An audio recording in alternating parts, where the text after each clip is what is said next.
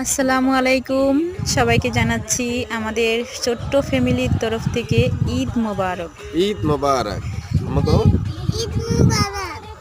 আমার মেয়ে অনেক খুশি, সে ঈদ হয় তার জন্য প্রতিদিনই ঈদ মনে হয়। সকালে উঠে বলে যে আমাকে গোসল করিয়ে দাও আর নতুন জামা কাপড় পরিয়ে দাও, আমি ঈদ করব। তো আমার মেয়ে অনেক খুশি। তো আম্মু, তোমার কাছে ঈদ মনে হচ্ছে? হ্যাঁ, ঈদ হ্যাঁ, আজকে ঈদের দ্বিতীয় দিন, তাই না? আচ্ছা।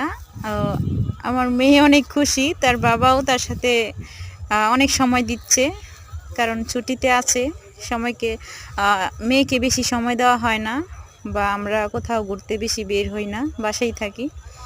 এখন ছুটি আছে তাই আমরা ঘুরতেছি, আনন্দ উপভোগ করতেছি।